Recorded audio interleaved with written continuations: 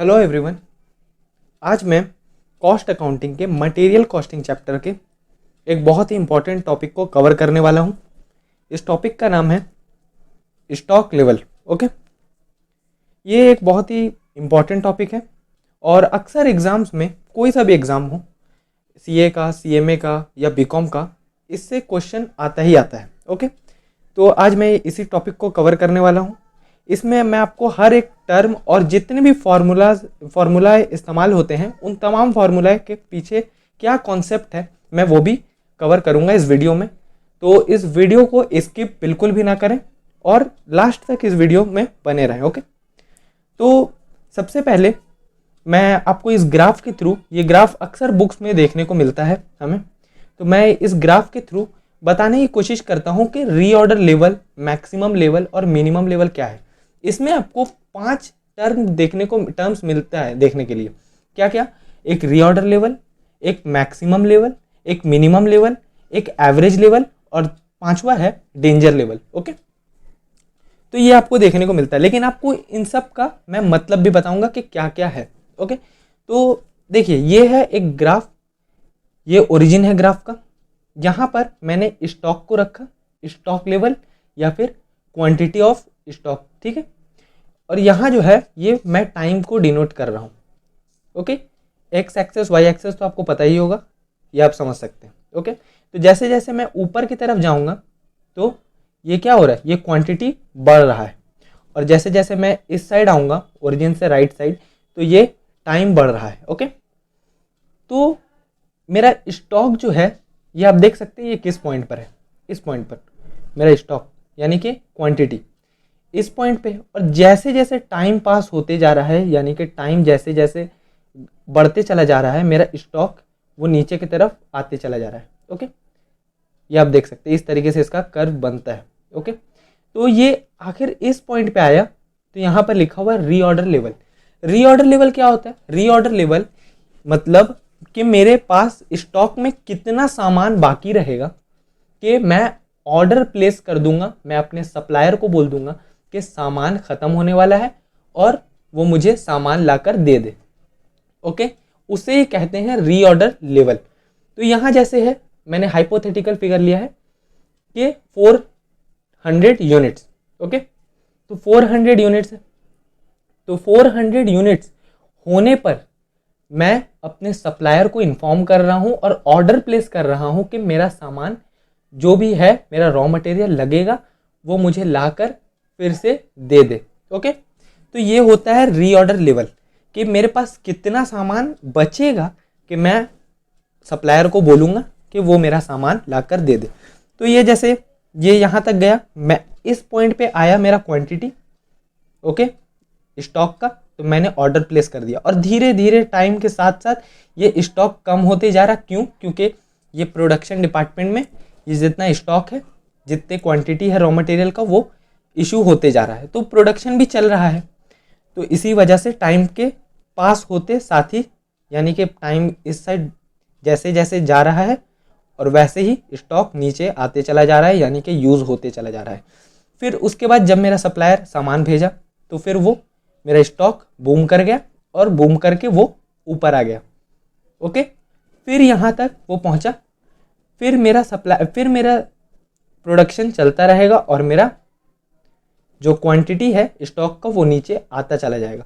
फिर इस पॉइंट पे जब आएगा तो मैं फिर क्या करूँगा, मैं फिर वही काम, फिर मैं ऑर्डर प्लेस करूँगा और फिर मैं अपने सप्लायर को बोलूँगा कि सामान ख़त्म होने वाला है, 400 यूनिट सिर्फ बचे हैं और वो ला करके मुझे फिर से दे दे सामान। ओके, फिर ये यूज़ होते चला जाएगा और यही चलता रहेगा। ओके, तो अब आपको यहाँ 3 चीज़ें दिखाई दे रही होंगी। रीऑर्डर लेवल ये मैंने बता दिया कि जब मेरा इस यूनिट तक स्टॉक पहुँच जाएगा तो ये वही यूनिट है जहाँ पर मुझे ऑर्डर प्लेस कर देना है। ओके, तो अभी यही हमें आइडेंटिफाई करना पड़ता है, रीऑर्डर लेवल, और ये हमारा मैक्सिमम लेवल है, यानी कि मैक्सिमम से मैक्सिमम मैं 1000 यूनिट्स रख सकता हूँ अपने पास स्टॉक में। मैं मैक्सिमम से मैक्सिमम 1000 यूनिट्स रख सकता हूँ, इससे ज़्यादा नहीं रख सकता। क्यों? क्योंकि मुझे स्टोरेज कॉस्ट ज़्यादा देना पड़ेगा ऑब्सोलेंस के चांसेस ज़्यादा हैं। इसी वजह से मैं 1000 यूनिट्स ही ज़्यादा से ज़्यादा रख सकता हूँ, इससे ज़्यादा नहीं हो सकता। मैं अगर होगा तो मुझे जल्द से जल्द उसे हटाना होगा और मैक्सिमम से मैक्सिमम मैं इतना ही रख सकता हूँ। मिनिमम लेवल क्या है? मिनिमम लेवल भी इसी तरीके से है कि मैं मिनिमम से मिनिमम 100 यूनिट्स रख सकता हूँ। ओके, मिनिमम से मिनिमम। अगर आप इसे अपने घर के एग्जाम्पल से, एक छोटा सा एग्जाम्पल से समझे कि अगर आपके घर में चीनी आती है, चीनी तो सभी के घर में आती होगी, तो आपके पास मान लीजिए आपके पास कोई बॉक्स है, उसमें आप 1 किलो ही चीनी रख सकते हैं, तो 1000 ग्राम आप रख सकते हैं। लेकिन बहुत ज़्यादा से ज़्यादा आप 1000 ग्राम रख सकते हैं, और क्योंकि अगर जगह ही नहीं है तो रखोगे कहाँ। ओके, तो 1000 ग्राम आप चीनी रख सकते हैं, यानी कि 1 किलो। लेकिन जैसे जैसे ये चीनी कम होते जाता है और 400 ग्राम पर पहुंचता है, तो आपकी मम्मी कहती हैं कि जाओ जाकर मार्केट से ले आओ। ओके, और मिनिमम से मिनिमम यानी गया जब 100 ग्राम चीनी बच गया, तो आपकी मम्मी क्या होता है, जल्द से जल्द आपको बोलती है कि जाकर ले करके आओ। यानी कि ये मिनिमम से मिनिमम है, 100 ग्राम बहुत कम हो गया चीनी घर में। ओके, तो जल्द से जल्द जाकर लेकर आओ, यानी कि इतना ही मिनिमम है, मिनिमम इतना ही है, इससे कम और जाने नहीं देना है लेवल ऑफ स्टॉक को। और अगर इससे भी कम चला गया तो उसको बोलेंगे डेंजर लेवल। ओके, मैंने यहाँ पर दिखाया नहीं है डेंजर लेवल को, लेकिन अगर मिनिमम लेवल से भी अगर नीचे चला गया तो उसे कहेंगे डेंजर लेवल। अब तो लाना ही होगा किसी भी हाल में। ओके, तो ये तो हम समझ गए। मैं उम्मीद करता हूँ आप लोग सबको समझ आया होगा ये। ओके, अब हम चलते हैं कि फॉर्मूला क्या है रीऑर्डर लेवल का, मैक्सिमम लेवल का, मिनिमम लेवल का और एवरेज लेवल का, और साथ ही साथ डेंजर लेवल का। तो मैं आपको इसके पीछे कॉन्सेप्ट क्या है वो सारा समझाऊंगा। तो रीऑर्डर लेवल, ठीक है। तो रीऑर्डर लेवल मैंने क्या बताया था कि मेरे पास इतना सामान जब बच जाता है तो मैं क्या करूँगा, मैं अपने सप्लायर को ऑर्डर प्लेस कर दूंगा, मैं बोल दूंगा सामान आकर दे जाओ। ओके, तो इसका फॉर्मूला क्या होता है, maximum consumption into maximum lead time. Maximum consumption मतलब कि मैक्सिमम से मैक्सिमम मुझे कितना मेरा कंजम्पशन होता है। ओके, मैक्सिमम से मैक्सिमम क्या कंजम्पशन मेरा होता है। जैसे मान लीजिए मेरा मैक्सिमम कंजम्पशन, ये मैक्सिमम लेवल नहीं है जो आपने वहाँ देखा, ये मैक्सिमम कंजम्पशन है। ओके, मैक्सिमम कंजम्पशन कि मैक्सिमम से मैक्सिमम मैं कितना यूज़ करता हूँ। तो मान लीजिए कि मेरा मैक्सिमम कंजम्पशन है 600 यूनिट्स। ओके, मैक्सिमम कंजम्पशन है इनटू मैक्सिमम लीड टाइम, और मेरा सप्लायर जो है वो सामान लाने में ज़्यादा से ज़्यादा 10 दिन ले लेता है।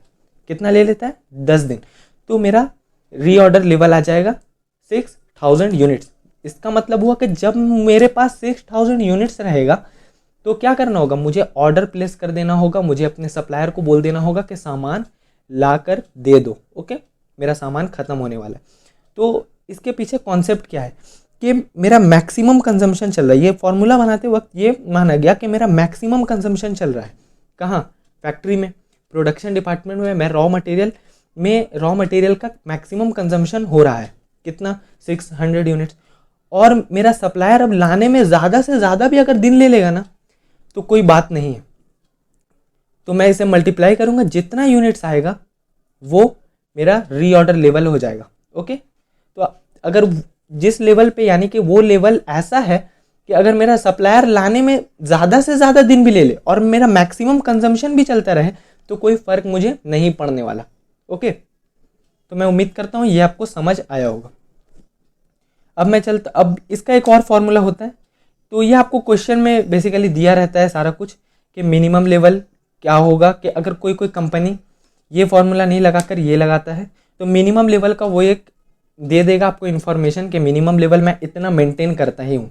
ओके, और फिर normal consumption into normal lead time. और नॉर्मल कंजम्पशन जो है, ये जो नॉर्मल कंजम्पशन जो है इसका एक फॉर्मूला है जो मैंने नीचे लिखा है कि maximum consumption plus minimum consumption divided by 2।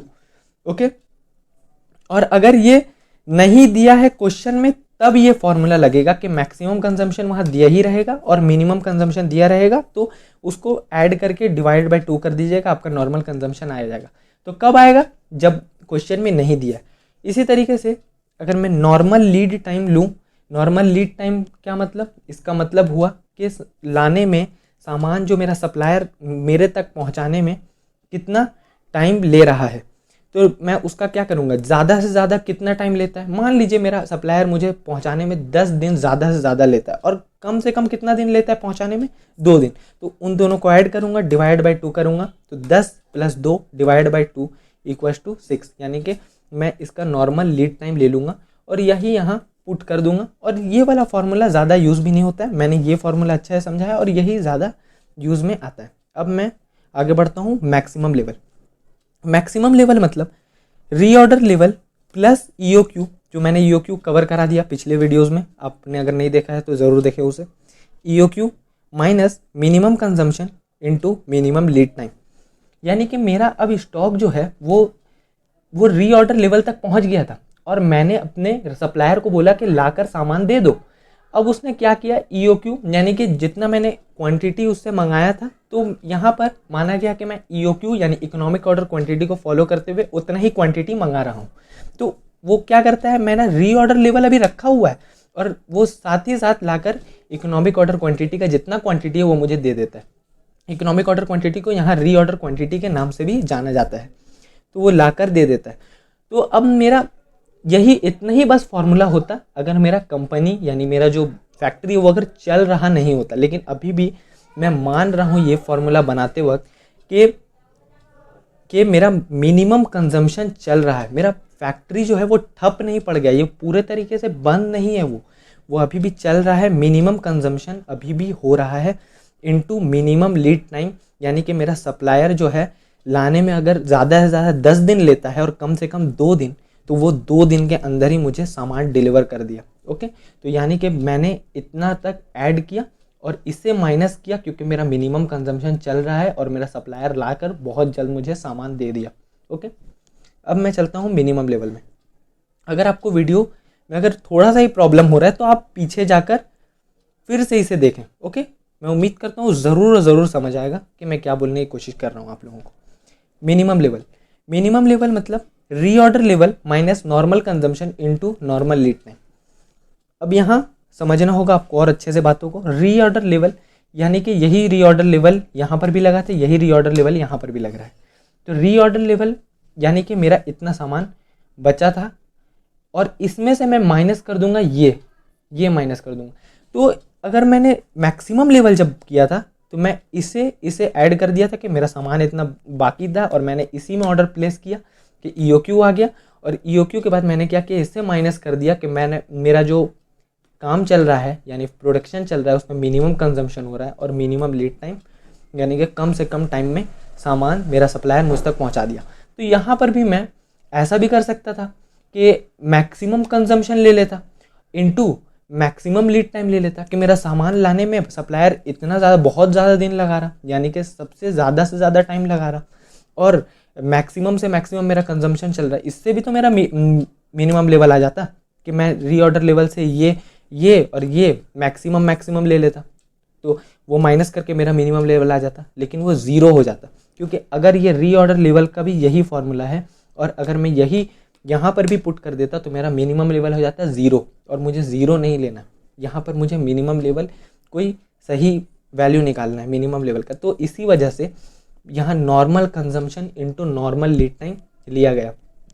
तो नॉर्मल कंजम्पशन वही फार्मूला रहेगा, अगर क्वेश्चन में नहीं दिया है तो यही फार्मूला रहेगा कि maximum consumption plus minimum consumption divide by 2 और नॉर्मल लीड टाइम के लिए भी maximum lead time plus minimum lead time divide by 2। कब ये होगा, जब मेरा फार्मूला जब ये दोनों नहीं अवेलेबल होंगे डायरेक्टली क्वेश्चन में, तब ये वाला फार्मूला लगेगा, अदरवाइज नहीं लगेगा। और एवरेज लेवल में वही मैक्सिमम जो है वही ले लेना है, मिनिमम जो है वही ले लेना है, ऐड करके डिवाइड बाई 2 कर देना है। ये बस, इसके बारे में ज़्यादा कुछ कहीं मिलता भी नहीं है लिखा हुआ और ये कोई बहुत बड़ा बात भी नहीं है। ये बस एवरेज लेवल ऑफ स्टॉक कितना मेंटेन हो सकता है, एवरेज लेवल क्या है, बस यही इससे निकाला जाता है, इसके पीछे कोई कॉन्सेप्ट नहीं है। ओके, हाँ, तो डेंजर लेवल ये है कि मैं जब ये फॉर्मूला जब बन रहा है तो इसमें ये देखा गया कि normal consumption into maximum lead time for emergency purchase, यानी कि मैंने जो अपने सप्लायर को बोला कि भाई सामान मेरे तक पहुंचा दो, तो वो बोला कि भाई ज़्यादा से ज़्यादा 10 दिन लग सकता है और कम से कम 2 दिन लग सकता है। तो मैंने कहा अरे यार बहुत जल्दी है, डेंजर लेवल पे मेरा स्टॉक पहुंच चुका है, जल्द से जल्द पहुंचा दे यार। तो वो क्या कर रहा है, वो बोला कि ठीक है तो 6 दिन में सामान पहुंच जाएगा। तो यहाँ पर ये एक्स्ट्रा इन्फॉर्मेशन आपको दिया रहेगा कि 6 दिन में या फिर जितना भी है वो maximum lead time for emergency purchase का आपको क्वेश्चन में दिया रहेगा। और मेरा जब ये फॉर्मूला बन रहा है तो ये देखा गया कि आपको ना, मैं जब ये फॉर्मूला बन रहा है तो ये नहीं देखा गया कि मैं मैक्सिमम कंजम्पशन ले लूँ, मिनिमम कंजम्पशन ले लूँ, बल्कि ये बोला गया कि आप नॉर्मल कंजम्पशन ही ले लीजिए और फिर जो यूनिट आएगा उसे आप डेंजर लेवल यूनिट मान लीजिए, और बस इतना ही बोला गया।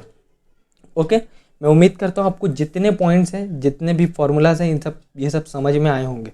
ओके, और मैं अगले क्लास से इसमें क्वेश्चन कराऊंगा, 2 क्वेश्चन होंगे, बहुत अच्छे अच्छे क्वेश्चन होंगे। ओके, और इससे आप जो भी एग्जाम्स में होंगे आपका वो क्वेश्चन ज़रूर बन जाएगा, मैं उम्मीद करता हूँ। ओके, तो आज के वीडियो में इतना ही, थैंक यू।